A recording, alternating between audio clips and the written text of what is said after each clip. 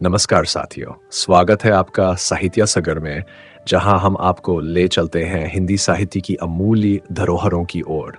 आज हम शुरू कर रहे हैं उपन्यास सम्राट मुंशी प्रेमचंद जी की रचना प्रेमाश्रम, एक ऐसा उपन्यास जो समाज, नैतिकता और न्याय के सवालों को छूता है। तो आइए प्रेम और संघर्ष की इस अनोखी यात्रा की शुरुआत करते हैं प्रेमाश्रम भाग 1 से 5 के साथ। संध्या हो गई है। दिन भर के थके मांदे बैल्क से आगे हैं। घरों से धुएं के काले बादल उठने लगे। लखनपुर में आज पर गने के हाकी मकी पड़ताल थी। गांव के नेतागण दिन भर उनके घोड़े के पीछे पीछे दौड़ते रहे थे। इस समय वह अलाव के पास बैठे हुए नारियल पी रहे हैं और हाकिमों के चरित्र पर अपना अपना प्रकट कर रहे हैं। लखनपुर बनारस नगर से बाहर मील पर उत्तर की ओर एक बड़ा गांव है। यहाँ अधिकांश कुर्मी और ठाकुरों की बस्ती, दो चार घर अन्य जातियों के भी हैं। मनोहर ने कहा, भाई हाकिम तो अंग्रेज, अगर ये न होते तो इस देश के हाकिम हम लोगों को पीस कर पी जाते। दुखरन भगत ने इस कथन का समर्थन किया। जैसा उनका अकबाल है वैसा ही नारायण ने स्वभाव भी दिया है। न्याय करना यही जानते हैं, दूध का दूध और पानी का पानी, घूस रिश्वत से कुछ मतलब नहीं। आज छोटे साहब को देखो, मुंह अंधेरे घोड़े पर सवार हो गए और दिन भर पड़ताल की। तहसीलदार, पेशकार, कानून गोए एक भी उनके साथ नहीं पहुंचता था। सुखू कुर्मी ने कहा, ये लोग अंग्रेजों की क्या बराबरी करेंगे, बस खाली गाली देना और इजलास पर गरजना जानते हैं, घर से तो निकलते ही नहीं। जो कुछ चपरासी या पटवारी ने कह दिया वही मान गए। दिन भर पड़े पड़े आलसी हो जाते हैं। मनोहर सुनते हैं अंग्रेज लोग घी नहीं खाते। सुखू घी क्यों नहीं खाते? बिना घी दूध के इतना बूता कहां से होगा? वह मस्कत करते हैं, इसी से उन्हें घी दूध पच जाता है। हमारे दशी हाकिम खाते तो बहुत हैं, पर खाट पर पड़े रहते हैं, इसी से उनका पेट बढ़ जाता है। दुखरन भगत, तहसीलदार साहब तो ऐसे मालूम होते हैं जैसे कोल्हू। अभी पहले आए थे तो कैसे दुबले पतले थे, लेकिन 2 ही साल में उन्हें न जाने कहां की मोटाई लग गई। सुखू, रिश्वत का पैसा देह फुला देता है। मनोहर, यह कहने की बात है, तहसीलदार एक पैसा भी नहीं लेते। सुखू, बिना हराम की कौड़ी खाए देह फूल ही नहीं सकती। मनोहर ने हंसकर कहा, पटवारी की देह क्यों नहीं फूल जाती, चुचके आम बने हुए हैं। सुखू, पटवारी सैकड़े हजार की गठरी थोड़े ही उड़ाता है, जब बहुत दांव पेंच किया तो 2-4 रुपए मिल गए। उसकी तनख्वाह तो कानून गोए ले लेते हैं। इसी छीनटपट पर निर्वाह करता है तो देह कहां से फूलेगी। तकावी में देखा नहीं, तहसीलदार साहब ने हजारों पर हाथ फेर दिया। दुखरन कहते हैं कि विद्या से आदमी की बुद्धि ठीक हो जाती है, पर यहां उल्टा ही देखने में आता है। यह हाकिम और अमले तो पढ़े लिखे विद्वान होते हैं, लेकिन किसी को दया धर्म का विचार नहीं होता। सुखू, जब देश के अभाग आते हैं तो सभी बातें उल्टी हो जाती हैं। जब बीमार के मरने के दिन आ जाते हैं तो औषधि भी अवगुण करती है। मनोहर, हम ही लोग तो रिश्वत देकर उनकी आदत बिगाड़ देते हैं। हम न दें तो वह कैसे पाए? बुरे तो हम हैं। लेने वाला मिलता हुआ धन थोड़ी छोड़ देगा। यहां तो आपस में ही एक दूसरे को खोए जाते हैं। तुम हमें लूटने को तैयार, हम तुम्हें लूटने को तैयार। इसका और क्या फल होगा? दुखरन, अरे तो हम मूर्ख, गवार, अपढ़ हैं। वह लोग तो विद्यावान हैं। उन्हें न सोचना चाहिए कि ये गरीब लोग हमारे ही भाई बंद हैं। हमें भगवान ने विद्या दी है तो इन पर निगाह रखें। इन विद्यावानों से तो हम मूर्ख ही अच्छे। अन्याय से लेना अन्याय करने से तो अच्छा है। सुखू, यह विद्या का दोष नहीं, देश का अभाग है। मनोहर, न विद्या का दोष है न देश का अभाग, यह हमारी फूट का फल है। सब अपना दोष है। विद्या से और कुछ नहीं होता तो दूसरों का धन ऐंठना तो आ जाता है। मूर्ख रहने से तो अपना धन गंवाना पड़ता है। सुखवा, तुमने ये ठीक कहा कि विद्या से दूसरों का धन लेना आ जाता है। हमारे बड़े सरकार जब तक रहे 2 साल की मालगुजारी बाकी पड़ जाती थी, तब भी डांट डपट कर छोड़ देते थे। छोटे सरकार जब से मालिक हुए हैं, देखते हो कैसा उपद्रव कर रहे हैं। रात दिन जाफा, बेदखली, अखराज की धूम मची हुई है। दुखरन, कारिंदा साहब कल कहते थे कि अब की इस गांव की बारी है, देखो क्या होता है। मनोहर, होगा क्या? तुम हमारे खेत चढ़ोगे, हम तुम्हारे खेत पर चढ़ेंगे। छोटे सरकार की चांदी होगी।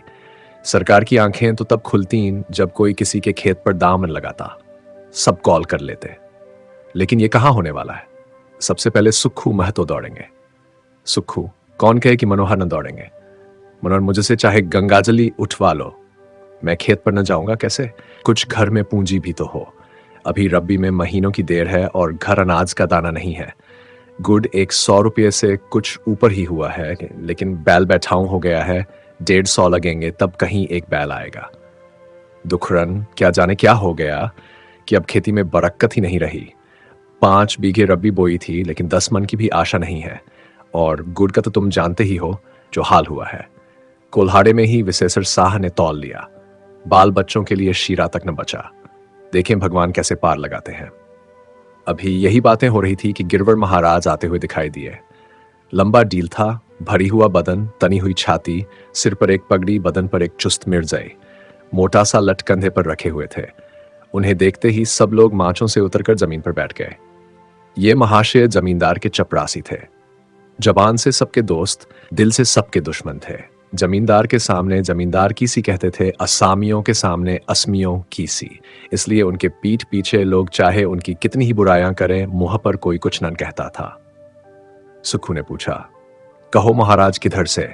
गिरधर ने इस ढंग से कहा मानो जीवन से असंतुष्ट है। किधर से बताएं, जान बाबू के मारे नाको दम है। अब हुक्म हुआ है कि असमियों को घी के लिए रुपये दे दो, रुपये सेर का भाव कटेगा। दिन भर दौड़ते हो गया। मनोहर, कितने का घी मिला? गिरधर, अभी तो खाली रुपया बांट रहे हैं, बड़े सरकार की बरसी होने वाली है, उसी की तैयारी है। आज कोई फिक्सी रुपये बांटे हैं। मनोहर, लेकिन बाजार भाव तो 10 छटाक का है। गिरधर भाई, हम तो हुक्म के गुलाम हैं।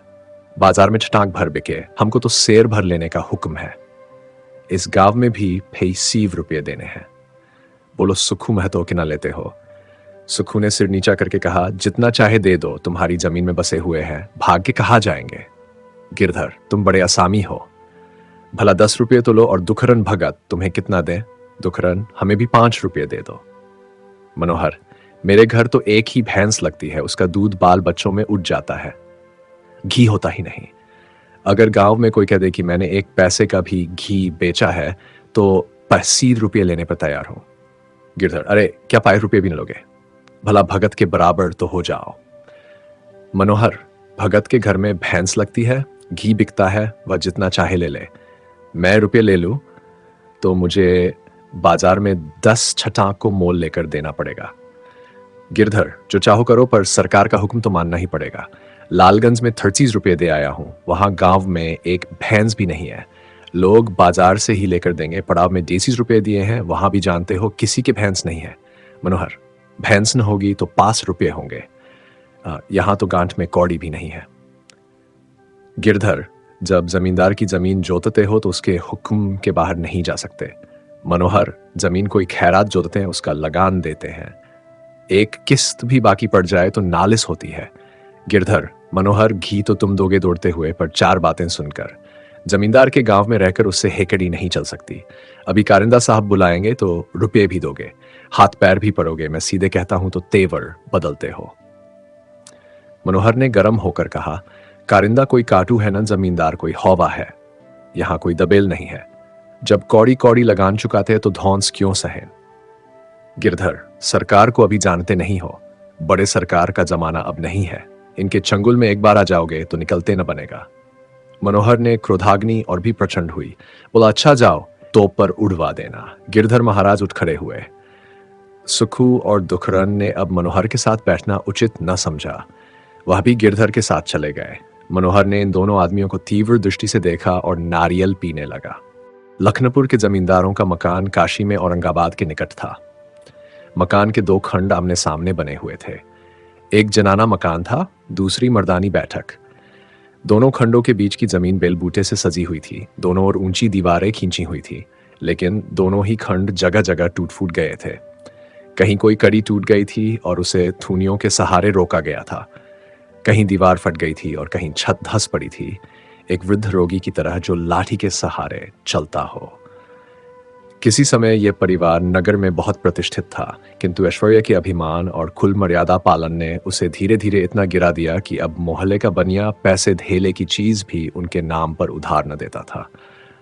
लाला जटाशंकर मरते मरते मर गए, पर जब घर से निकले तो पालकी पर। लड़के लड़कियों के विवाह किए तो हौसले से।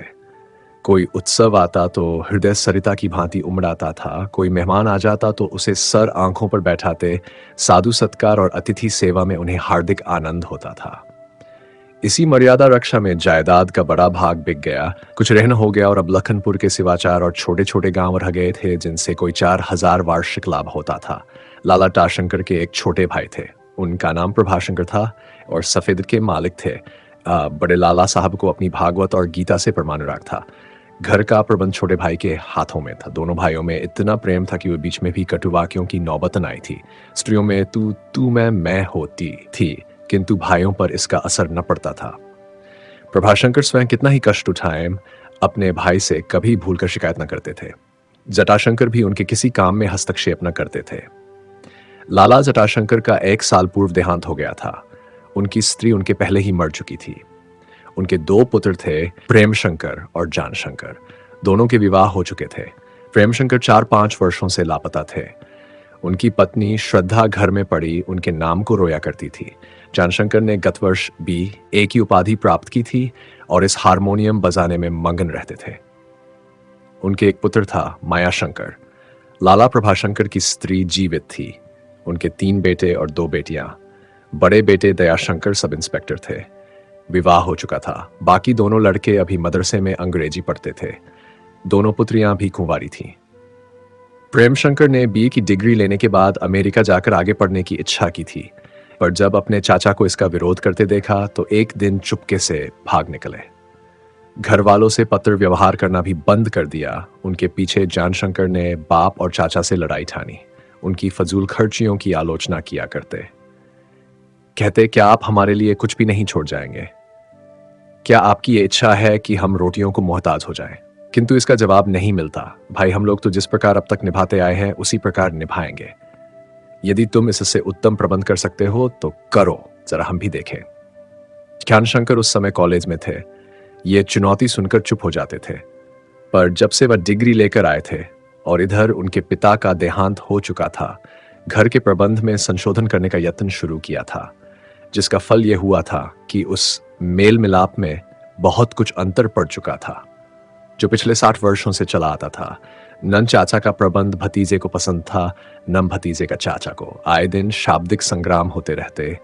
जानशंकर कहते, आपने सारी जायदाद चौपट कर दी, हम लोगों को कहीं का न रखा।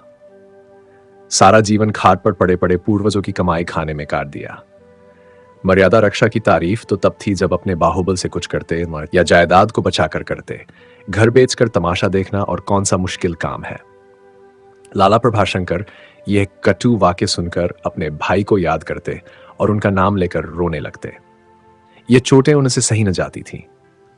लाला जटाशंकर की बरसी के लिए प्रभाशंकर ने 2000 का अनुमान किया था। 1000 ब्राह्मणों का भोज होने वाला था। नगर भर के समस्त प्रतिष्ठित पुरुषों का निमंत्रण देने का विचार था। इसके सिवा चांदी के बर्तन, कालीन, पलंग, वस्त्र आदि महापात्र देने के लिए बन रहे थे। जानशंकर इसे धन का अपव्यय समझते थे। उनकी राय थी कि इस कार्य में 2 रुपये से अधिक खर्च न किया जाए। जब घर की दशा ऐसी चिंताजनक है तो इतने रुपये खर्च करना सर्वथा अनुचित है। किंतु प्रभाशंकर कहते थे, जब मैं मर जाऊं तब तुम चाहे अपने बाप को एक एक बूंद पानी के लिए तरसाना, पर जब तक मेरे दम में दम है मैं उनकी आत्मा को दुखी नहीं कर सकता। सारे नगर में उनकी उदारता की धूम थी। बड़े बड़े उनके सामने सिर झुका लेते। ऐसे प्रतिभाशाली पुरुष की बरसी भी होनी चाहिए। यही हमारी श्रद्धा और प्रेम का अंतिम प्रमाण है। जानशंकर के हृदय में भावी उन्नति की बड़ी बड़ी अभिलाषाएं थीं। वह अपने परिवार को फिर समृद्ध और सम्मान के शिखर पर ले जाना चाहते थे। घोड़े और फिटन की उन्हें बड़ी बड़ी आकांक्षा थी। वह शान से फिटन पर बैठकर निकलना चाहते थे कि हठात लोगों की आंखें उनकी तरफ उठ जाएं और लोग कहें कि लाला जटाशंकर के बेटे हैं। वह अपने दीवान खाने को नाना प्रकार की सामग्रियों से सजाना चाहते थे। मकान को भी आवश्यकता अनुसार बढ़ाना चाहते थे। वे घंटों एकाग्र बैठे हुए इन्हीं विचारों में मग्न रहते थे। चैन से जीवन व्यतीत हो, यही उनका ध्येय था। वर्तमान दशा में मितव्ययता के सिवा उन्हें कोई दूसरा उपाय न सूझता था।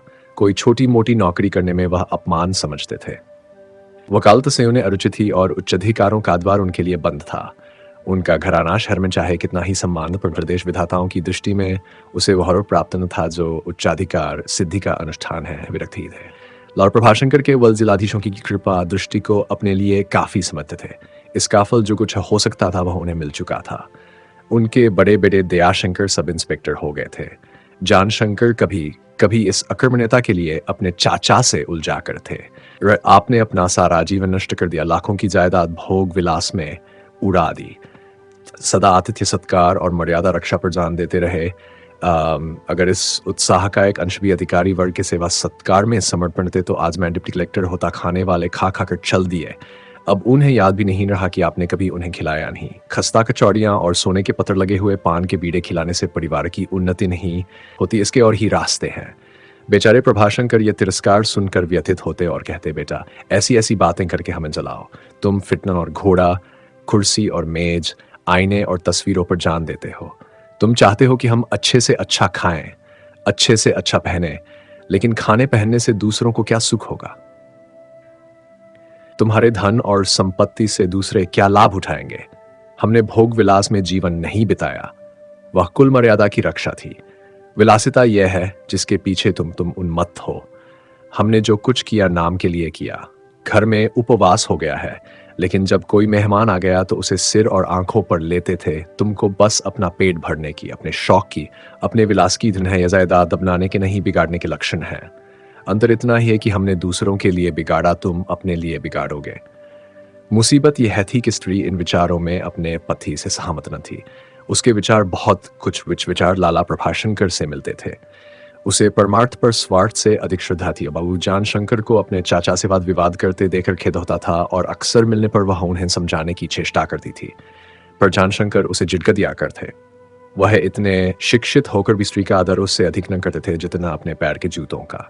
अतएव उनका दाम्पत्य जीवन भी, जो चित्त की शांति का एक प्रधान साधन था, सुखकर न था। मनोहर अक्खड़पन की बातें तो कर बैठा, किंतु जब क्रोध शांत हुआ तो मालूम हुआ कि मुझसे बड़ी भूल हुई। गांव वाले सबके सब मेरे दुश्मन हैं।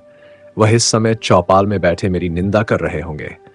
कारिंदा न जाने कौन से उपद्रव मचाए। बेचारे दुर्जन को बात की बात में मटियामेट कर दिया तो फिर मुझे बिगाड़ते क्या देर लगती है। मैं अपनी जबान से लाचार हूं। कितना ही उसे बस में रखना चाहता हूं, पर नहीं रख सकता। यही न होता कि जहां और सब लेना देना है वहां 10 रुपये और हो जाते, नक्कू तो न बनता। लेकिन इन विचारों ने एक क्षण में फिर पलटा खाया। मनुष्य जिस काम को हृदय से बुरा नहीं समझता, उसके कुपरिणाम का भय एक गौरवपूर्ण धैर्य की शरण लिया करता है। मनोहर अब इस विचार से अपने को शांति देने लगा। मैं बिगड़ जाऊंगा तो बला से, पर किसी की धौंस तो न सहूंगा, किसी के सामने सिर तो नीचा नहीं करता। जमींदार भी देख ले कि गांव में सबके सब भाड़ ही नहीं है। अगर कोई मामला खड़ा किया तो अदालत में हाकिम के सामने सारा भंडा फोड़ दूंगा। जो कुछ होगा देखा जाएगा। इसी उधेड़बुन में वह भोजन करने लगा। चौके में एक मिट्टी के तेल का चिराग जल रहा था, किंतु छत में धुआं इतना भरा हुआ था कि उसका प्रकाश मंद पड़ गया था। उसकी स्त्री बिलासी ने एक पीतल की थाली में बथुए की भाजी और जौ की कई मोटी मोटी रोटियां परस दी। मनोहर इस भांति रोटियां तोड़ तोड़ मुंह में रखता था जैसे कोई दवा खा रहा हो। इतनी ही रुचि से वह घास भी खाता। बिलासी ने पूछा, क्या साग अच्छा नहीं? गुर्दू? मनोहर, नहीं, साग तो अच्छा है। बिलासी, क्या भूख नहीं? मनोहर, भूख क्यों नहीं है, खा तो रहा हूं। बिलासी, खाते तो नहीं हो, जैसे औंग रहे हो। किसी से कुछ कहा सुनी तो नहीं हुई है? मनोहर, नहीं, कहा सुनी किससे होती? इतने में एक युवक कोठरी में आकर खड़ा हो गया। उसका शरीर खूब गठीला हष्ट पुष्ट था। छाती चौड़ी और भरी हुई थी, आंखों से तेज छलक रहा था। उसके गले में सोने का यंत्र था और दाहिने बाह में चांदी का एक अनंत। ये मनोहर का पुत्र बलराज था। बिलासी, कहाँ घूम रहे हो? आओ खा लो, था हाल ही परसों। बलराज ने धुएं से आंखें मलते हुए कहा, काहे दादा, आज गिरधर महाराज तुमसे क्यों बिगड़ रहे थे? लोग कहते हैं कि बहुत लाल पीले हो रहे थे। मनोहर, कुछ नहीं। तुमने कौन कहता था? बलराज, सभी लोग तो कह रहे हैं। तुमसे घी मांगते थे, तुमने कहा मेरे पास घी नहीं है, बस इसी पर तन गए। मनोहर, अरे तो कोई झगड़ा थोड़े ही हुआ। गिरधर महाराज ने कहा तुम्हें घी देना पड़ेगा, हमने कह दिया जब घी हो जाएगा तब देंगे, अभी तो नहीं है। इसमें भला झगड़ने की कौन सी बात थी? बलराज, झगड़ने की बात क्यों नहीं है? कोई हमसे क्यों घी मांगे? किसी का दिया खाते हैं कि किसी के घर मांगने जाते हैं? अपना तो एक पैसा नहीं छोड़ते तो हम क्यों धौंस सहें? नन हुआ मैं, नहीं तो दिखा देता। क्या हमको भी दुर्जन समझ लिया है? मनोहर की छाती अभिमान से फूली जाती थी, पर इसके साथ ही यह चिंता भी थी कि कहीं ये कोई उजड़पन न कर बैठे। बोला, चुपके से बैठकर खाना खा लो, बहुत बहकना अच्छा नहीं होता। कोई सुन लेगा तो वहां जाकर एक की चार जड़ आएगा। यहां कोई मित्र नहीं है। बलराज, सुन लेगा तो क्या किसी से छिपा के कहते हैं, जिसे बहुत घमंड हो आकर देख ले, एक एक का सिर तोड़ के रख दे। यही न होगा, कैद होकर चला आऊंगा। इससे कौन डरता है? महात्मा गांधी भी तो कैद हो आए हैं। बिलासी ने मनोहर की ओर तिरस्कार के भाव से देखकर कहा, तुम्हारी कैसी आदत है कि जब देखो एक न एक बखेड़ा मचाए ही रहते हो। जब सारा गांव घी दे रहा है तब हम क्या गांव से बाहर हैं? जैसा बन पड़ोगा देंगे। इसमें कोई अपनी हेठी थोड़े ही हुई जाती है। हेठा तो नारायण ने ही बना दिया है। तो क्या करने से ऊंचे हो जाएंगे? थोड़ा सा हाड़ी में है, 2-4 दिन में और बटोर लूंगी, जाकर तौल आना। बलराज, क्यों दे आए? किसी के दबैल हैं। बिलासी, नहीं, तुम तो लाड गवर्नर हो, घर में भूनी भांग नहीं, उस पर इतना घमंड। बलराज, हम दरिद्र सही, किसी से मांगने तो नहीं जाते। बिलासी, अरे जा बैठ। आया है बड़ा जोधा बन के। ऊंट जब तक पहाड़ पर नहीं चढ़ता तब तक समझता है कि मुझसे ऊंचा और कौन। जमींदार से बैठकर गांव में रहना सहज नहीं है। सुनते हो महापुरुष, कल कारिंदा के पास जाके कह सुनाओ। मनोहर, मैं तो अब नहीं जाऊंगा। बिलासी, क्यों? मनोहर, क्यों क्या? अपनी खुशी है। जाएं क्या अपने ऊपर तालियां लगवाएं? बिलासी, अच्छा तो मुझे जाने दोगे? मनोहर, तुम्हें भी नहीं जाने दूंगा। कारिंदा हमारा कर ही क्या सकता है? बहुत करेगा, अपना सिकमी खेत छोड़ा लेगा। नन 2 हल चलेंगे, एक ही सही। यद्यपि मनोहर बड़बड़ कर बातें कर रहा था, पर वास्तव में उसका इनकार अब परास्त तर्क के समान था। यदि बिना दूसरों की दृष्टि में अपमान उठाए बिगड़ा हुआ खेल बन जाए तो उसे कोई आपत्ति नहीं थी। हां, वह स्वयं क्षमा प्रार्थना करने में अपनी हेठी समझता था। एक बार तनकर फिर झुकना उसके लिए बड़ी लज्जा की बात थी। बलराज की उद्दंडता उसे शांत करने में हानि के भय से भी अधिक सफल हुई थी। प्रातः काल बिलासी चौपाल जाने को तैयार हुई, पर न मनोहर साथ चलने को राजी होता था, न बलराज। अकेली जाने की उसकी हिम्मत न पड़ती थी। इतने में कादिर मियां ने घर में प्रवेश किया।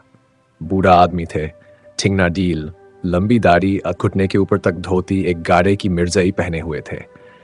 गांव के नाते वह मनोहर के बड़े भाई होते थे। बिलासी ने उन्हें देखते ही थोड़ा सा घूंघट निकाल दिया। कादिर ने चिंतापूर्ण भाव से कहा, अरे मनोहर, कल तुम्हें क्या सूझ गई? जल्दी जाकर कारिंदा साहब को मना लो, नहीं तो फिर कुछ करते धरते न बनेगी। सुना है वह तुम्हारी शिकायत करने मालिकों के पास जा रहे हैं। सुखू भी साथ जाने को तैयार है। नहीं मालूम दोनों में क्या साठ गांठ हुई है। बिलासी भाई जी ये बूढ़े हो गए, लेकिन इनका लड़कपन अभी नहीं गया। कितना समझाती हूं, बस अपने ही मन की करते हैं। इन्हीं की देखा देखी एक लड़का है, वह भी हाथ से निकला जाता है, जिससे देखो उसी से उलझ पड़ता है। भला इनसे पूछा जाए कि सारे गांव ने घी के रुपये लिए तो तुम्हें नाही करने में क्या पड़ी थी? कादिर, इनकी भूल है और क्या? 10 रुपये हमें भी लेने पड़े, क्या करते? और ये कोई नई बात थोड़ी ही है। बड़े सरकार थे तब भी तो एक न एक बेगार लगी ही रहती थी। मनोहर, भैया तब की बातें जाने दो, तब 1-2 साल की देन बाकी पड़ जाती थी। मुदा मालिक कभी कुड़ की बेदखली नहीं करते थे। जब कोई कामकाज पड़ता था तब हमको नेवता मिलता था। लड़कियों के ब्याह के लिए उनके यहाँ से लकड़ी, चारा और वेशफ्रेस भी बंधा हुआ था। ये सब जानते हो कि नहीं? जब वह अपने लड़कों की तरह पालते थे तो रैयत भी हंसी खुशी उनकी बेगार करती थी। अब ये बातें तो गई, बस एक न एक पचचर लगा ही रहता है। तो जब उनकी ओर से ये कड़ाई है तो हम भी कोई मिट्टी के लोंदे थोड़े ही हैं। कादिर, तब की बातें छोड़ो, अब जो सामने है उसे देखो। चलो जल्दी करो, मैं इसीलिए तुम्हारे पास आया हूं। मेरे बैल खेत में खड़े हैं। मनोहर, दादा मैं तो न जाऊंगा। बिलासी, इनकी चूड़ियां मैली हो जाएंगी। चलो मैं चलती हूं। कादिर और बिलासी दोनों चौपाल चले। वहां इस वक्त बहुत से आदमी जमा थे। कुछ लोग लगान के रुपए दाखिल करने आए, कुछ घी के रुपए लेने के लिए और केवल तमाशा देखने और ठकुर सुहाती करने के लिए। कारिंदे का नाप गुलाम गौस खां था। वह बृहदाकार मनुष्य थे, सांवला रंग, लंबी दाढ़ी, चेहरे से कठोरता झलकती थी। अपनी जवानी में वह पलटन में नौकर थे और हवलदार के दर्जे तक पहुंचे थे। जब सीमा प्रांत में कुछ छेड़छाड़ हुई तब बीमारी की छुट्टी लेकर घर भाग आए और यहीं से इस्तीफा पेश कर दिया। वह अब भी अपने सैनिक जीवन की कथाएं मजे ले लेकर कहते थे। इस समय वह तख्त पर बैठे हुए हुक्का पी रहे थे। सुखू और दुखरन तख्त के नीचे बैठे हुए थे। सुखू ने कहा, हम मजदूर ठहरे, हम घमंड करें तो हमारी भूल है। जमींदार की जमीन में बसते हैं, उसका दिया खाते हैं, उससे बिगड़ कहाँ जाएंगे? क्यों दुखरन? दुखरन, हाँ, ठीक ही है। सुखू, नारायण हमें 4 पैसे दें, 10 मन अनाज दें, तो क्या हम अपने मालिकों से लड़े, मारे घमंड की धरती पर पैर न रखें? दुखरन, यही मद तो आदमी को खराब करता है। इसी मद ने रावण को मिटाया, इसी के कारण जरासंध और दुर्योधन का सर्वनाश हो गया। तो भला हमारी तुम्हारी कौन बात है? इतने में कादिर मियाँ चौपाल में आए, उनके पीछे पीछे बिलासी भी आई। कादिर ने कहा, खान साहब, ये मनोहर की घरवाली आई है, जितने रुपए चाहें घी के लिए दे दें। बेचारी डर के मारे आती न थी। गौस खान ने कटु स्वर से कहा, वह कहाँ है मनोहर? क्या उसे आते शर्म आती थी? बिलासी ने दीनतापूर्वक कहा, सरकार उनकी बातों का कुछ ख्याल न करें, आपकी गुलामी करने को मैं तैयार हूं। कादिर, यूं तो गू है, किंतु आज न जाने उसके सिर कैसे भूत सवार हो गया। क्यों सुखू, मैं तो आज तक गांव में किसी से लड़ाई हुई है? कादिर अब बैठा रो रहा है। कितना समझाया कि चल के खां साहब से कसूर माफ करा ले, लेकिन शर्म से आता नहीं है। गौस खां, शर्म नहीं शरारत है। उसके सिर पर जो भूत चढ़ा हुआ है उसका उतार मेरे पास है। उसे गरूर हो गया। कादिर, अरे खां साहब, बेचारा मजूर गरूर किस बात पर करेगा? मूर्ख उजड़ आदमी है, बात करने का सहूर नहीं है। गौस खां, तुम्हें वकालत करने की जरूरत नहीं। मैं अपना काम खूब जानता हूं। इस तरह दबने लगा, तब तो मुझसे कारिंदागिरी हो चुकी। आज एक ने तेवर बदले हैं, कल उसके दूसरे भाई शेर हो जाएंगे। फिर जमींदारी को कौन पूछता है? अगर पलटन में किसी ने ऐसी शरारत की होती तो उसे गोली मार दी जाती। जमींदार से आंखें बदलना खाला जी का घर नहीं है। यह कहकर गौस खां टांगन पर सवार होने चले। बिलासी रोती हुई उनके सामने हाथ बांधकर खड़ी हो गई और बोली, सरकार कहीं की न रहूंगी। जो डांड चाहे लगा दीजिए, जो सजा चाहे दीजिए, मालिकों के कान में यह बात न डालिए। लेकिन खां साहब ने सुक्खू महतो को हत्थे पर चढ़ा लिया था। वह सूखी करुणा को अपनी कपट चाल में बाधक बनाना नहीं चाहते थे। तुरंत घोड़े पर सवार हो गए और सुक्खू को आगे आगे चलने का हुक्म दिया। कादिर मियाँ ने धीरे से गिरधर महाराज के कान में कहा, क्या महाराज बेचारे मनोहर का सत्यानाश करके ही दम लोगे? गिरधर ने गौरवयुक्त भाव से कहा, जब तुम हमसे आंखें दिखलाओगे तो हम भी अपनी सी करके रहेंगे। हमसे कोई एक अंगुल दबे तो हम उससे हाथ भर दबने को तैयार है। जो हमसे जौ भर तनेगा, हम उससे गज भर तन जाएंगे। कादिर, ये तो सुपद ही है। तुम हक से दबने लगोगे तो तुम्हें कौन पूछेगा? मुदा अब मनोहर के लिए कोई राह निकालो। उसका स्वभाव तो जानते हो, गुस्सैल आदमी है। पहले बिगड़ जाता है, फिर बैठकर रोता है। बेचारा मिट्टी में मिल जाएगा। गिरधर भाई, अब तो तीर हमारे हाथ से निकल गया। कादिर, मनोहर की हत्या तुम्हारे ऊपर ही पड़ेगी।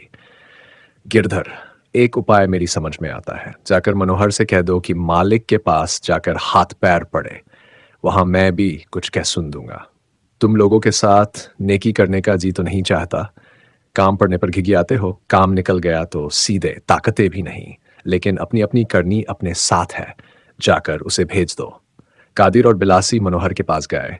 वह शंका और चिंता की मूर्ति बना हुआ उसी रास्ते की ओर ताक रहा था। कादिर ने जाते ही यहाँ का समाचार कहा और गिरधर महाराज का आदेश भी सुना दिया। मनोहर क्षण भर सोचकर बोला, वहां मेरी और भी दुर्गति होगी। अब तो सिर पर पड़ी ही है। जो कुछ भी होगा देखा जाएगा। कादिर, नहीं, तुम्हें जाना चाहिए। मनोहर, मेरे पीछे तुम्हारी भी ले दे होगी। बिलासी ने कादिर की ओर अत्यंत विनीत भाव से देखकर कहा, दादाजी, वह न जाएंगे, मैं ही तुम्हारे साथ चली चलूंगी। कादिर, तुम क्या चलोगी? वहां बड़े आदमियों के सामने मुंह तो खुलना चाहिए। बिलासी, कुछ कहते बनेगा, रो तो लूंगी। कादिर, यह न जाने देंगे? बिलासी, जाने क्यों न देंगे, कुछ मांगती हूं। इन्हें अपना बुरा भला न सूझता हो, मुझे तो सूझता है। कादिर, तो फिर देर न करनी चाहिए, नहीं तो वह लोग पहले से ही मालिकों का कान भर देंगे। मनोहर ज्यों का त्यों मूरत की तरह बैठा रहा। बिलासी घर में गई, अपने गहने निकाल कर पहने, चादर ओढ़ी और बाहर निकल कर खड़ी हो गई। कादिर मियाँ संकोच में पड़े हुए थे। उन्हें आशा थी कि अब भी मनोहर उठेगा, किंतु जब वह अपनी जगह से जरा भी न हिला तब धीरे धीरे आगे चले। बिलासी भी पीछे पीछे चली, पर रहकर कातर नेत्रों से मनोहर की ओर ताकती जाती थी। जब वह गांव के बाहर निकल गए तो मनोहर कुछ सोचकर उठा और लपका हुआ कादिर मियाँ के समीप आकर बिलासी से बोला, जा घर बैठ, मैं जाता हूं। तीसरा पहर था। जनशंकर दीवान खाने में बैठे हुए एक किताब पढ़ रहे थे कि कहार ने आकर कहा, बाबू साहब पूछते हैं, कै बजे है? ज्ञानशंकर ने चिढ़कर कहा, जाके दे, आपको नीचे बुलाते हैं। क्या सारे दिन सोते रहेंगे? इन महाशय का नाम बाबू ज्वाला सिंह था। ज्ञानशंकर के सहपाठी थे और आज ही इस जिले में डिप्टी कलेक्टर होकर आए। दोपहर तक दोनों मित्रों में बातचीत होती रही। ज्वाला सिंह रात भर के जागे थे, सो गए। ज्ञानशंकर को नींद नहीं आई। इस समय उनकी छाती पर सांप सा लौट रहा था। सब के सब बाजी लिए जाते हैं और मैं कहीं का न हुआ। कभी अपने ऊपर क्रोध आता, कभी अपने पिता और चाचा के ऊपर। पुराना सौहार्द द्वेष का रूप ग्रहण करता जाता था। यदि इस समय अकस्मात ज्वाला सिन्हा के पदच्युत होने का समाचार मिल जाता तो शायद ज्ञानशंकर के हृदय को शांति होती। वह इस क्षुद्र भाव को मन में ना आने देना चाहते थे। अपने को समझते थे कि यह अपना अपना भाग्य है। अपना मित्र कोई ऊंचा पद पाए तो हमें प्रसन्न होना चाहिए। किंतु उनकी विकलता इन सद्विचारों से न मिटती थी और बहुत यत्न करने पर भी परस्पर संभाषण में उनकी लघुता प्रकट हो जाती थी। ज्वालापिंग ही को विदित हो रहा था कि मेरी यह तरक्की इन्हें जला रही है, किंतु यह सर्वथा ज्ञानशंकर की ईर्ष्या वृत्ति का ही दोष न था। ज्वालासिनी के बात व्यवहार में वह पहले की सी स्नेहमय सरलता न थी, वरन उसकी जगह एक अज्ञात सहृदयता, एक कृत्रिम वात्सल्य, एक गौरव युक्त सधुता पाई जाती थी, जो ज्ञानशंकर के घाव पर नमक का काम कर रही थी। इसमें संदेह नहीं कि ज्वाला सिंह का यह दुस्वभाव इच्छित न था। वह इतनी नीच प्रकृति के पुरुष न थे, पर अपनी सफलता ने उन्हें उन्मत्त कर दिया था। इधर ज्ञानशंकर इतने उदार न थे कि इससे मानव चरित्र के अध्ययन का आनंद उठाते। कहान के जाने के क्षण भर पीछे ज्वाला सिंह उतर पड़े और बोले, यार बताओ क्या समय है? जरा साहब से मिलने जाना है। ज्ञानशंकर ने कहा, अजी मिल लेना, ऐसी क्या जल्दी है? ज्वाला सिंह, नहीं भाई, एक बार मिलना जरूरी है, जरा मालूम तो हो जाए किस ढंग का आदमी है, खुश कैसे होता है। ज्ञान वह इस बात से खुश होता है कि आप दिन में 3 बार उसके द्वार पर नाक रगड़ें। ज्वाला सिंह ने हंसकर कहा, तो कुछ मुश्किल नहीं, मैं 5 बार सिजदे किया करूंगा।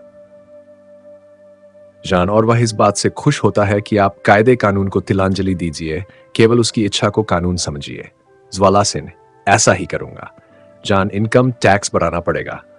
किसी अभियुक्त को भूल कर भी छोड़ा तो बहुत बुरी तरह खबर लेगा। ज्वाला भाई, तुम बना रहे हो, ऐसा क्या होगा? ज्ञान नहीं, विश्वास मानिए, वह ऐसा ही विचित्र जीव है। ज्वाला, तब तो उसके साथ मेरा निबाह कठिन है। ज्ञान, जरा भी नहीं। आज आप ऐसी बातें कर रहे हैं, कल को उसके इशारों पर नाचेंगे। इस घमंड में न रहिए कि आपको अधिकार प्राप्त हुआ है, वास्तव में आपने गुलामी लिखाई है। यहां आपको आत्मा की स्वाधीनता से हाथ धोना पड़ेगा, न्याय और सत्य का गला घोंटना पड़ेगा।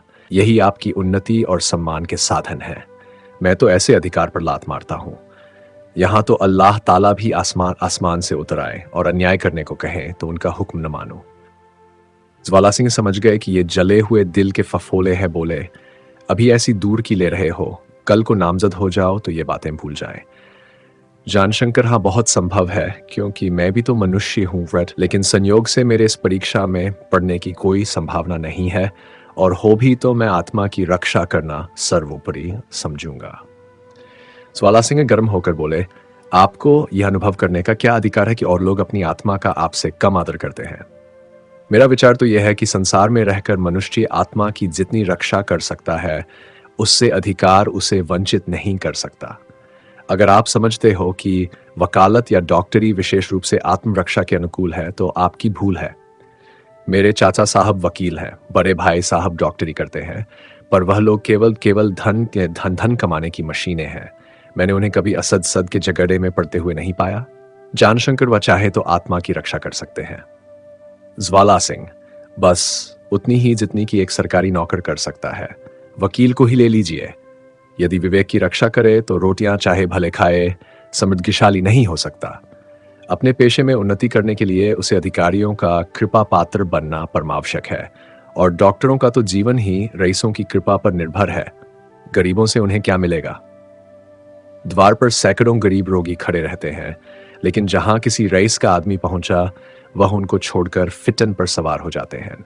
इसे मैं आत्मा की स्वाधीनता नहीं कह सकता। इतने में गौस खां, गिरधर महाराज और सुक्खू ने कमरे में प्रवेश किया। गौस तो सलाम करके फर्श पर बैठ गए, शेष दोनों आदमी खड़े रहे। लाला प्रभाशंकर बरामदे में बैठे हुए थे। पूछा, आदमियों को घी के रुपये बांट दिए? गौस खां जी हाँ, हुजूर के इकबाल से सब रुपए तकसीम हो गए, मगर इलाके में चंद आदमी ऐसे सरकश हो गए हैं कि खुदा की पनाह। अगर उनकी तंबीह नहीं की गई तो एक दिन मेरी इज्जत में फर्क आ जाएगा और क्या अजब है जान से भी हाथ धोऊं। जान शंकर होकर देहात में भी ये हवा चली। गौस खां ने रोती सूरत बनाकर कहा, हुजूर कुछ न पूछिए, गिरधर महाराज भाग न खड़े हों तो इनके जान की खैरियत नहीं थी। जान उन आदमियों को पकड़ के पिटवाया क्यों नहीं? गौस तो थानेदार साहब के लिए थैली कहां से लाता। जान आप लोगों को तो सैकड़ों हथकंडे मालूम है, किसी भी शिकंजे में कस लीजिए। गौस, हुजूर मौरूसी असामी है, ये सब जमींदार को कुछ नहीं समझते। उनमें एक का नाम मनोहर है, 20 बीघे जोतता है और कुल लगान देता है। आज उसी आसानी का किसी दूसरे असामी से बंदोबस्त हो सकता तो 4 रुपए कहीं नहीं गए थे। जानशंकर ने चचा की ओर देखकर पूछा, आपके अधिकांश असामी दखलदार क्यों कर हो गए? प्रभाशंकर ने उदासीनता से कहा, जो कुछ किया इन्हीं कारिंदों ने किया होगा, मुझे क्या खबर। जानशंकर तभी तो इलाका चौपट हो गया। प्रभाशंकर ने जुझलाकर कहा, अब तो भगवान की दया से तुमने हाथ पैर संभाले, इलाके का प्रबंध क्यों नहीं करते? जान, आपके मारे जब मेरी कुछ चले तब तो। प्रभा, मुझसे कसम ले लो, जो तुम्हारे बीच कुछ बोलूं ये काम करते बहुत दिन हो गए, इसके लिए लोलुप नहीं हूं। जान, तो फिर मैं भी दिखा दूंगा कि सुप्रबंध से क्या हो सकता है। इसी समय कादिर खां और मनोहर आकर द्वार पर खड़े हो गए। गौस खां ने कहा, हुजूर ये वही असामी है जिसका अभी मैं जिक्र कर रहा था। ज्ञानशंकर ने मनोहर की ओर क्रोध से देखकर कहा, क्यों रे, जिस पत्तल पर खाता है उसी में छेद करता है। 6 रुपये की जमीन 5 रुपये में जोतता है, उस पर जब थोड़ा सा बल खाने का अवसर पड़ा तो जामे से बाहर हो गया। मनोहर की जबान बंद हो गई। रास्ते में जितनी बातें कादिर खां ने सिखाई थीं वह सब भूल गया। जानशंकर ने उसी स्वर में कहा, दुष्ट कहीं का, तू समझता होगा कि मैं दखलदार हूं, जमींदार मेरा कर ही क्या सकता है, लेकिन मैं तुझे दिखा दूंगा कि जमींदार क्या कर सकता है। तेरा इतना हियाव है कि तू मेरे आदमियों पर हाथ उठाए। मनोहर निर्बल क्रोध से कांप और सोच रहा था, मैंने घी के रुपये नहीं दिए, वह कोई पाप नहीं है। मुझे लेना चाहिए था दबाव के भय से नहीं, केवल इसलिए कि बड़े सरकार हमारे ऊपर दया रखते थे। उसे लज्जा आई कि मैंने ऐसे दयालु स्वामी की आत्मा के साथ कृतघ्नता की, किंतु उसका दंड गाली और अपमान नहीं है। उसका अपमानाहत हृदय उत्तर देने के लिए व्यग्र होने लगा, किंतु कादिर ने उसे बोलने का अवसर नहीं दिया। बोला, हुजूर, हम लोगों की मजाल ही क्या है कि सरकार के आदमियों के सामने सिर उठा सकें। हाँ, अपट गवार ठहरे बातचीत करने का सहूर नहीं है, उजड़पन की बातें मुंह से निकल आती हैं। क्या हम नहीं जानते कि हुजूर चाहे तो आज हमारा कहीं ठिकाना न लगे, तब तो यही विनती है कि जो खता हुई माफी दी जाए। लाला प्रभाशंकर को मनोहर पर दया आ गई, सरल प्रकृति के मनुष्य थे। बोले, तुम लोग हमारे पुराने असामी हो, क्या नहीं जानते हो कि असामियों पर सख्ती करना हमारे यहाँ का दस्तूर नहीं है? ऐसा ही कोई काम आ पड़ता है तो तुमसे बेगार ली जाती है और तुम हमेशा उसे हंसी खुशी देते रहे हो। अब भी उसी तरह निभाते चलो, नहीं तो भाई अब जमाना नाजुक है। हमने तो भली बुरी तरह अपना निभा दिया, मगर इस तरह लड़कों से ना निभेगी। उनका खून गर्म ठहरा, इसलिए सब संभल कर रहो, 4 बातें सह लिया करो, जाओ फिर ऐसा काम न करना। घर से कुछ खाकर चले न होगे, दिन भी चढ़ाया, यहीं खा पी कर विश्राम करो, दिन डले चले जाना। प्रभाशंकर ने अपने निर्द्वंद्व स्वभाव के अनुसार इस मामले को टालना चाहा, किंतु जानशंकर ने उनकी ओर तीव्र नेत्रों से देखकर कहा, आप मेरे बीच में क्यों बोलते हैं? इस नरमी ने तो इन आदमियों को शेर बना दिया है। अगर आप इस तरह तेरे कामों में हस्तक्षेप करते रहेंगे तो मैं इलाके का प्रबंध कर चुका। अभी आपने वचन दिया है कि इलाके से कोई सरोकार न रखूंगा। अब आपको बोलने का कोई अधिकार नहीं है। प्रभाशंकर ये तिरस्कार न सह सके, रुष्ट होकर बोले, अधिकार क्यों नहीं है? क्या मैं मर गया हूं? जानशंकर, नहीं, आपको कोई अधिकार नहीं है। आपने सारा इलाका चौपट कर दिया, अब क्या चाहते हैं कि बचा खुचा है उसे धूल में मिला दें? प्रभाशंकर के कलेजे में चोट लग गई। बोले, बेटा, ऐसी बातें करके क्यों दिल दुखाते हो? तुम्हारे पूज्य पिता मर गए, लेकिन कभी मेरी बात नहीं दुलखी। अब तुम मेरी जबान बंद कर देना चाहते हो, किंतु यह नहीं हो सकता कि अन्याय देखा करूं और मुंह न खोलूं। जब तक जीवित हूं तुम ये अधिकार मुझसे नहीं छीन सकते। ज्वाला सिंह ने दिलासा दिया, नहीं साहब, आप घर के मालिक हैं, ये आपकी गोद के पाले हुए लड़के हैं, इनकी अबोध बातों पर ध्यान न दीजिए। इसकी भूल है जो कहते हैं कि आपका कोई अधिकार नहीं है। आपको सब कुछ अधिकार है, आप घर के स्वामी हैं। गौस खान ने कहा, हुजूर का फरमाना बहुत दुरुस्त है। आप खानदान के सरपस्त और मुरब्बी हैं। आपके मन से हो सकता है। जानशंकर समझ गए कि ज्वालासिन ने मुझसे बदला ले लिया। उन्हें यह खेद हुआ कि ऐसी अभिनय मैंने क्यों की। खेद केवल यह था कि ज्वाला सिंह यहाँ बैठे थे और उनके सामने वह सज्जनता नहीं प्रकट करना चाहते थे। बोले, अधिकार से मेरा यह आशय नहीं था जो आपने समझा। मैं केवल यह कहना चाहता था कि जब आपने इलाके का प्रबंध मेरे सुपुर्द कर दिया है तो मुझको करने दीजिए। यह शब्द अनायास मेरे मुंह से निकल गया। मैं इसके लिए बहुत लज्जित हूं। भाई ज्वाला सिंह, मैं चचा साहब का जितना अदब करता हूं उतना अपने पिता का भी नहीं किया। मैं स्वयं गरीब आदमियों पर सख्ती करने का विरोधी हूं। इस विषय में आप मेरे विचारों से भली भांति परिचित हैं, किंतु इसका यह आशय नहीं है कि हम दीन पालन की धुन में इलाके से ही हाथ धो बैठे। पुराने जमाने की बात और थी। तब जीवन संग्राम इतना भयंकर न था, हमारी आवश्यकताएं परिमित थीं। सामाजिक अवस्था इतनी उन्नत न थी, और सबसे बड़ी बात तो यह है कि भूमि का मूल्य इतना चढ़ा हुआ न था। मेरे कई गांव जो 2-2 हजार पर बिक गए हैं, उनके दाम आज 20-20 हजार लगे हुए हैं। उन दिनों असामी मुश्किल से मिलते थे। अब एक टुकड़े के लिए 100-100 आदमी मुंह फैलाए हुए हैं। यह कैसे हो सकता है कि इस आर्थिक दशा का असर जमींदार पर न पड़े? लाला प्रभाशंकर को अपने अप्रिय शब्दों का बहुत दुख हुआ। जिस भाई को वे देवतुल्य समझते थे, उसी के पुत्र से द्वेष करने पर उन्हें बड़ी ग्लानि हुई। बोले, भैया, इन बातों को तुम जितना समझोगे, मैं बूढ़ा आदमी उतना क्या समझूंगा। तुम घर के मालिक हो। मैंने भूल की कि बीच में कूद पड़ा। मेरे लिए एक टुकड़ा रोटी के सिवा और किसी चीज की आवश्यकता नहीं है। तुम जैसे चाहो वैसे घर को संभालो। थोड़ी देर सब लोग चुपचाप बैठे रहे। अंत में गौस खान ने पूछा, हुजूर, मनोहर के बारे में क्या हुक्म होता है? जानशंकर, इजाफा लगान का दावा कीजिए। कादिर, सरकार बड़ा गरीब आदमी है, मर जाएगा। जानशंकर, अगर इसकी जोत में कुछ सिकमी जमीन हो तो निकाल लीजिए। कादिर, सरकार, बेचारा बिना मारे मर जाएगा। जानशंकर, उसकी परवाह नहीं, असामियों की कमी नहीं है। कादिर, सरकार जरा। जानशंकर, बस कह दिया कि ज़बान मत खोलो। मनोहर अब तक चुपचाप खड़ा था। प्रभाशंकर की बात सुनकर उसे आशा हुई थी कि यहां आना निष्फल नहीं हुआ। उनकी विनयशीलता ने वशीभूत कर लिया। हाँ, जानशंकर के कटु व्यवहार के सामने प्रभाशंकर की नम्रता उसे देवोचित प्रतीत होती थी। उसके हृदय में उत्कंठा हो रही थी कि अपना सर्वस्व लाकर इनके सामने रख दूं और कह दूं कि यह मेरी ओर से सरकार की भेंट है। लेकिन जानशंकर के अंतिम शब्दों ने इन भावनाओं को पदलित कर दिया। विशेषतः कादिर मियां का अपमान उसे असह्य हो। तेवर बदलकर बोला, दादा, इस दरबार से अब दया धर्म उठ गया। चलो, भगवान की जो इच्छा होगी वह होगा। जिसने मुंह चीरा वह खाने को भी देगा। भीख नहीं तो परदेश तो कहीं नहीं गया है। यह कहकर उसने कादिर का हाथ पकड़ा और उसे जबरदस्ती खींचता दीवान खाने से बाहर निकल गया। जानशंकर को इस समय इतना क्रोध आ रहा था कि यदि कानून का भय न होता तो वह उसे जीता चुनवा देते। अगर इसका कुछ अंश मनोहर को डांटने फटकारने में निकल जाता तो कदाचित उनकी ज्वाला कुछ शांत हो जाती, किंतु अब हृदय में खौलने के सिवा उनके निकलने का कोई रास्ता न था। उनकी दशा उस बालक की सी हो रही थी जिसका हमजोली उसे दांत काटकर भाग गया हो। इस जान से उन्हें शांति न होती थी कि मैं इस मनुष्य के भाग का विधाता हूं, आज इसे पैरों तले कुचल सकता हूं। क्रोध को दुर्वचन से विशेष रुचि होती है। ज्वाला सिंह मौनी बने बैठे थे।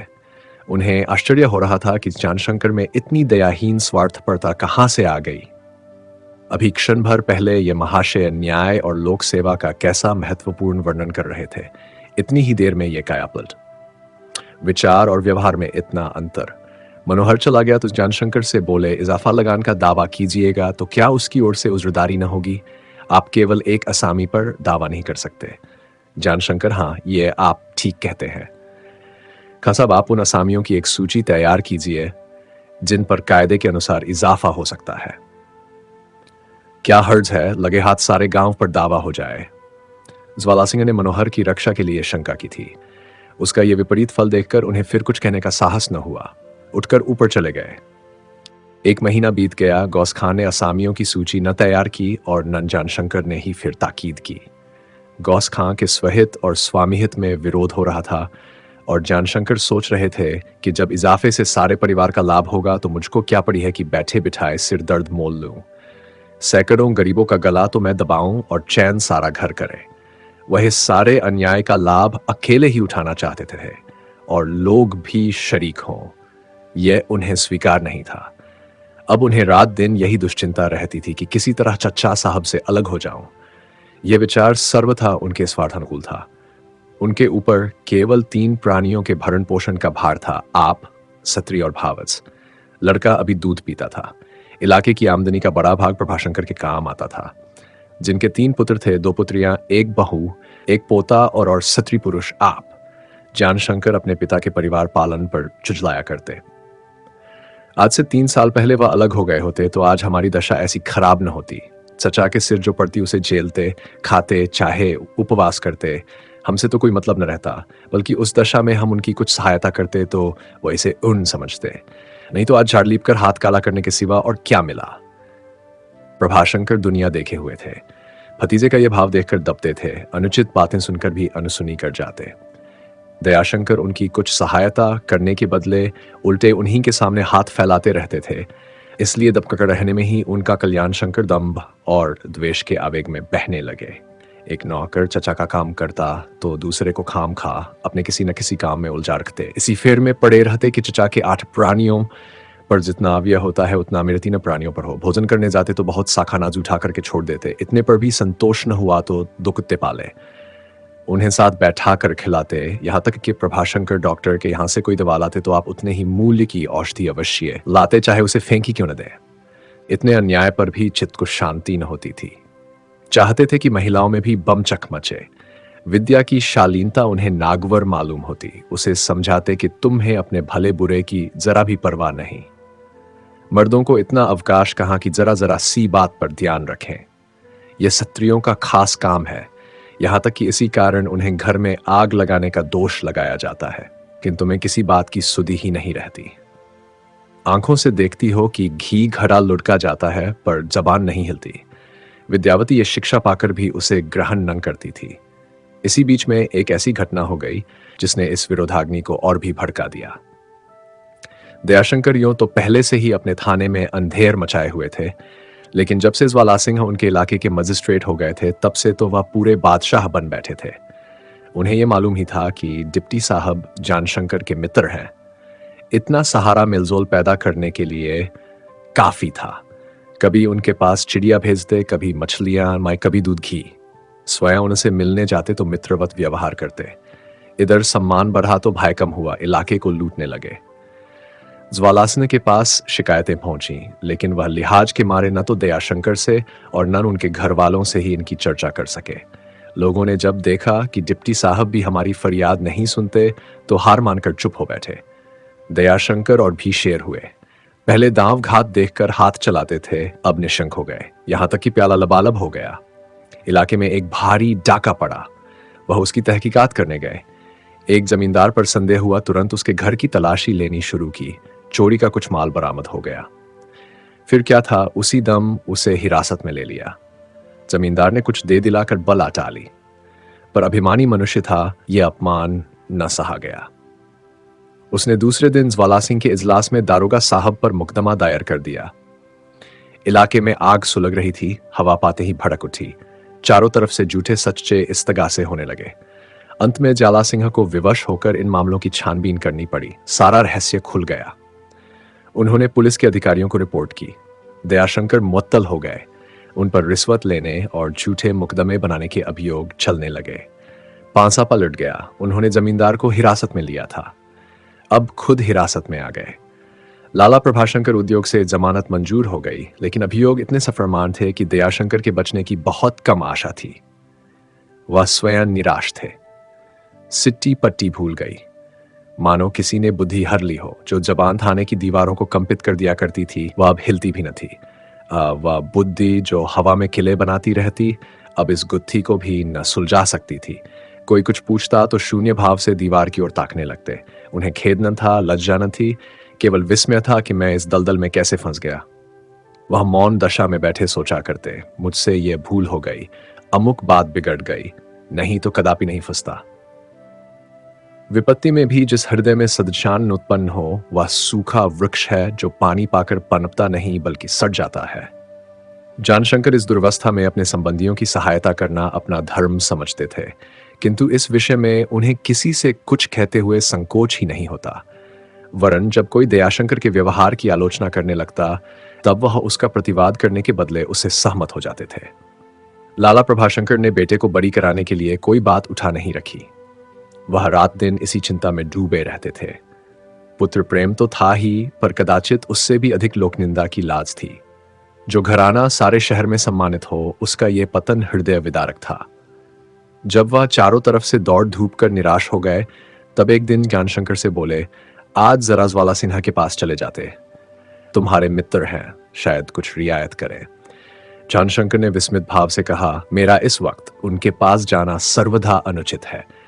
ज्ञानशंकर, मैं जानता हूं और इसीलिए अब तक तुमसे जिक्र नहीं किया, लेकिन अब इसके बिना काम नहीं चलता दिखाई देता। डिप्टी साहब अपने इजलास से बरी कर दें, फिर आगे हम देख लेंगे। वह चाहें तो सबूतों को निर्बल बना सकते हैं। जान पर आप इसकी कैसे आशा रखते हैं कि मेरे कहने से वह अपने ईमान का खून करने पर तैयार हो जाएंगे? प्रभाशंकर ने आग्रहपूर्वक कहा, मित्रों के कहने सुनने का बड़ा असर होता है। बूढ़ों की बातें बहुधा वर्तमान सभ्य प्रथा के प्रतिकूल होती हैं। युवक अगन इन बातों पर अधीर हो उठते हैं। उन्हें बूढ़ों का यह अज्ञान अक्षम्य सा जान पड़ता है। जानशंकर चिढ़कर बोले, जब आपकी समझ में बात ही नहीं आती तो मैं क्या करूं? मैं अपने को दूसरों की निगाह में गिराना नहीं चाहता। प्रभाशंकर ने पूछा, क्या अपने भाई की सिफारिश करने से अपमान होता है? जानशंकर ने कटु भाव से कहा, सिफारिश चाहे किसी काम के लिए हो नीची बात है, विशेष करके ऐसे मामले में। प्रभाशंकर बोले, इसका अर्थ तो यह है कि मुसीबत में भाई से मदद की आशा न रखनी चाहिए। मुसीबत उन कठिनाइयों का नाम है जो देवी और अनिवार्य कारणों से उत्पन्न हो। जानबूझकर आग में कूदना मुसीबत नहीं है, लेकिन जो जानबूझकर आग में कूदे, क्या उसकी प्राण रक्षा न करनी चाहिए? इतने में बड़ी बहू दरवाजे पर आकर खड़ी हो गई और बोली, चलकर लल्लू दयाशंकर को जरा समझा क्यों नहीं देते? रात को भी खाना नहीं खाया और इस वक्त अभी तक हाथ मुंह नहीं धोया। प्रभाशंकर खिन्न होकर बोले, कहां तक समझाऊं? समझाते समझाते तो हार गया। बेटा, मेरे चित्त की इस समय जो दशा है वह बयान नहीं कर सकता। तुमने जो बातें कही हैं वह बहुत माकूल हैं, लेकिन मुझ पर इतनी दया करो, आज डिप्टी साहब के पास जरा चले आओ। मेरा मन कहता है कि तुम्हारे जाने से कुछ न कुछ उपकार अवश्य होगा।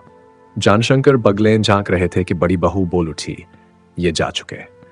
लल्लू कहते थे कि जान झूठ भी जाकर कुछ कह दें तो सारा काम बन जाए, लेकिन इन्हें क्या परवाह है, चाहे चाहे कोई चूल्हे भाड़ में जाए। फंसाना होता तो चाहे दौड़ धूप करते भी बचाने कैसे जाए, हिट ही न हो जाएगी।